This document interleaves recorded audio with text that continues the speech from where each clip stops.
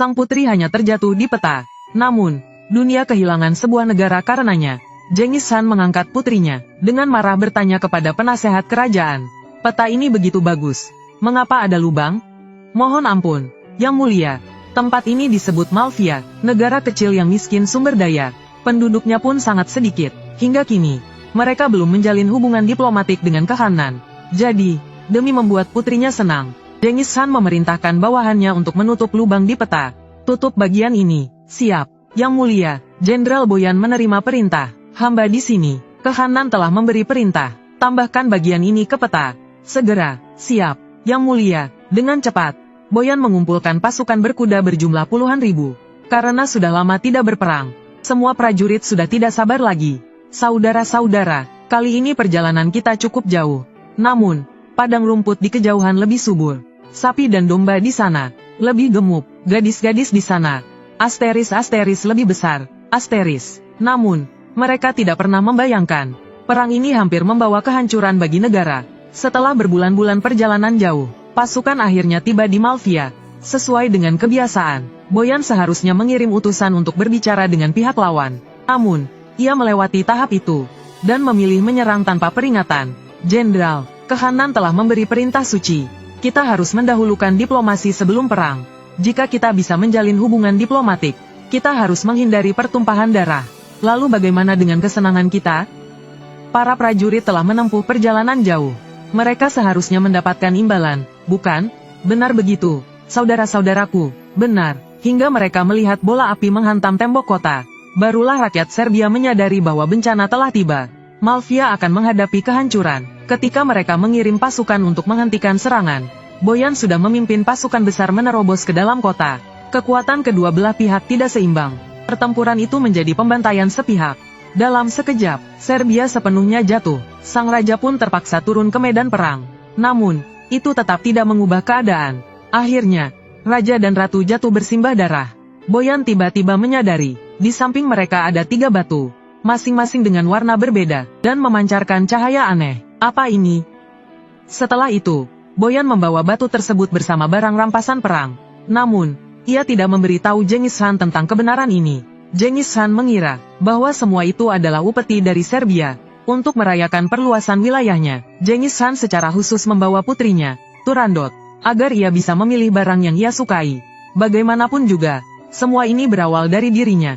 Turandot dengan hati-hati memilih barang, dan justru memilih 3 batu tersebut. Ia mengenakan satu di tangan kiri dan satu di tangan kanan, dan memberikan batu yang tersisa kepada Genghis Khan. Aku tidak mau yang ini. Berikan yang itu padaku. Tanganku, bagaimana? Lihat, terlihat bagus. Bukankah begitu?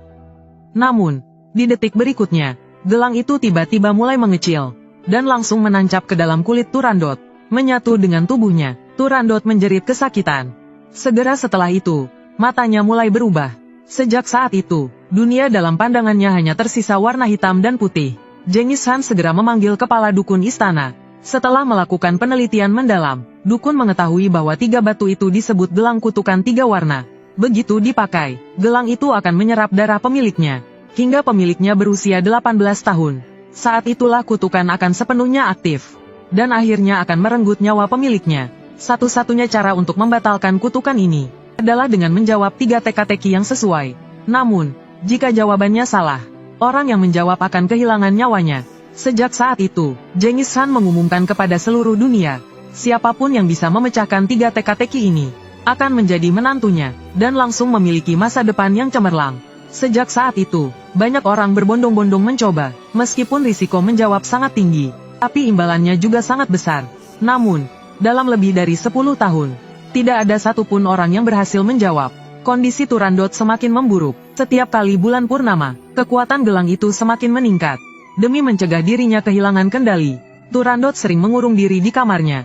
Sekarang hanya tersisa 1 bulan sebelum ia berusia 18 tahun. Dan sudah bertahun-tahun tidak ada yang berani mencoba menjawab teka-teki. Turandot semakin putus asa dan muram. Demi menghibur Turandot, Genghis Khan secara khusus mengirim Jenderal Boyan untuk mengajarinya ilmu pedang. Namun, saat melihat Jenderal Boyan, Turandot justru semakin marah. Bagaimanapun juga, gelang itu dibawa olehnya dulu.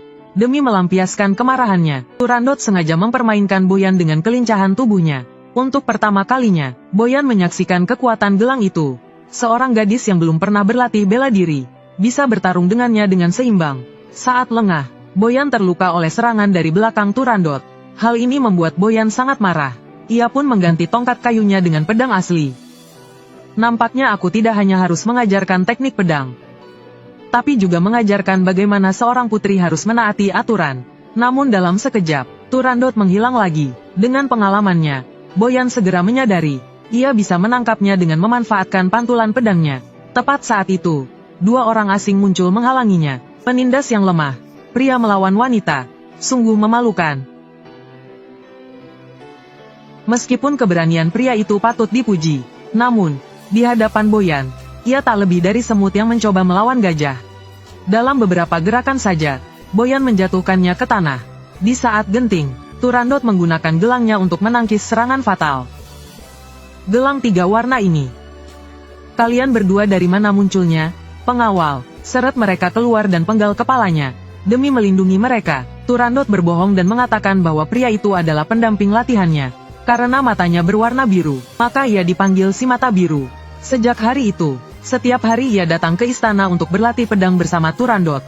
Seiring berjalannya waktu, perasaan di antara mereka pun mulai berkembang. Hingga hari itu tiba, Turandot tiba-tiba kehilangan kendali.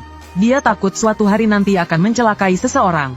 Jadi, ia memutuskan hubungan dengan si mata biru, dan berencana menunggu kutukan itu datang dengan tenang. Namun, beberapa hari kemudian, seorang pangeran dari negeri tetangga datang untuk menjawab teka-teki. Sejak kecil, ia menguasai ilmu sastra dan bela diri, seolah-olah sangat percaya diri dengan tantangan ini. Namun, begitu melihat Turandot, pangeran itu langsung mencabut pedangnya.